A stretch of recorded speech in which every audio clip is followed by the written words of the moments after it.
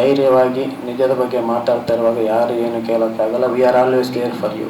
ಎಲ್ಲೋ ಏನೋ ಅಟ್ರಾಸಿಟೀಸ್ ಆಗಿರ್ತವೆ, ಯಾರನ್ನೋ ಅಟ್ಯಾಕ್ ಮಾಡಿರ್ತಾರೆ, ಬಟ್ ಅದು ನಮ್ಮ ದೇಶ ಅಲ್ಲ, ನಮ್ಮ ಸ್ಟೇಟ್ ಅಂತೂ ಅಲ್ಲ. ನಮಗೆ ಅಷ್ಟು ಪವರ್ ಇದೆ, ಅಷ್ಟು ಪ್ರಯತ್ನ 100% ನಮ್ಮವರು ಮಾಡುವವರಿದ್ದಾರೆ. ಯಾರು ಅವ್ರ ಕೆಲಸ ಅವ್ರು ಮಾಡ್ತಾ ಇದ್ದಾರೆ, ಅವರೆಲ್ಲರಿಗೂ ಕೂಡ ಸಪೋರ್ಟ್ ಮಾಡುವಂಥ ಪೊಲೀಸರು ಕೂಡ ಇಲ್ಲಿದ್ದಾರೆ. ಜರ್ನಲಿಸಮ್ಗೆ ಏನು ಬೇಕು? ನನ್ನನ್ನು ಕೇಳಿದರೆ heart beat is fearless reporting. ಆ ಫಿಯರ್ಲೆಸ್ ರಿಪೋರ್ಟಿಂಗ್ ಇಲ್ಲ ಅಂದರೆ ನಮ್ಮ ಜರ್ನಲಿಸಮ್ಗೆ ಅರ್ಥನೇ ಇರೋದಿಲ್ಲ. ಜರ್ನಲಿಸಮ್ಗೆ ಏನು ಬೇಕು? ನನ್ನನ್ನು ಕೇಳಿದರೆ heart beat is fearless reporting. ಆ ಫಿಯರ್ಲೆಸ್ ರಿಪೋರ್ಟಿಂಗ್ ಇಲ್ಲ ಅಂದರೆ ನಮ್ಮ ಜರ್ನಲಿಸಮ್ಗೆ ಅರ್ಥನೇ ಇರೋದಿಲ್ಲ. ಭಾಳಷ್ಟು ಉದಾಹರಣೆಗಳಿದ್ದಾವೆ, ನಮಗೆ ಪ್ರಪಂಚದಲ್ಲಿದ್ದಾವೆ, ನಮ್ಮ ದೇಶದಲ್ಲಿದ್ದಾವೆ.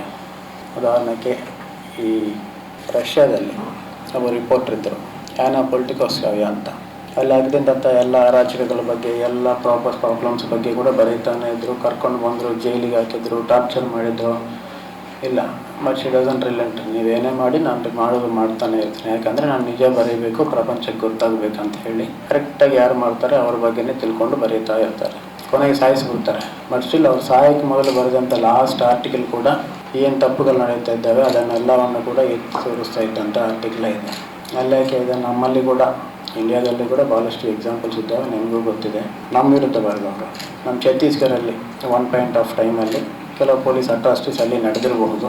ಸೊ ಅದಕ್ಕೆ ವಿರುದ್ಧವಾಗಿ ಒಬ್ಬರು ಮಾಲಿನಿ ಸುಬ್ರಹ್ಮಣ್ಯಂ ಅಂತ ನಿಮಗೆಲ್ಲರಿಗೂ ಗೊತ್ತಿರ್ಬೋದು. ನೀವೇನೇ ಮಾಡಿ ಬರೀತಾನೆ ಇರ್ತಾರೆ, ನಮ್ಮವ್ರಿಗೆ ಹೋಗಿ ಏನಾದ್ರು ಮಾಡಿರ್ತಾರೆ ಪೊಲೀಸರು. ಪ್ರಾಬ್ಲಮ್ಸ್ ಬರ್ತವೆ ಅಡ್ಮಿನಿಸ್ಟ್ರೇಷನ್, ಬಟ್ ಸ್ಟಿಲ್ ನೀವೇನು ಬೇಕಾದ್ರೂ ಮಾಡಿ, ನಾನು ಬರೆದವರು ಬರೀತೇನೆ. My purpose is my story, I go after it. ಈ ಪರ್ಪಸ್ಸನ್ನು ನಾವು ಇಟ್ಕೊಂಡಿದ್ರೆ ಆ ಧೈರ್ಯ ಆಟೋಮ್ಯಾಟಿಕ್ಕಾಗಿ ಬರ್ತದೆ.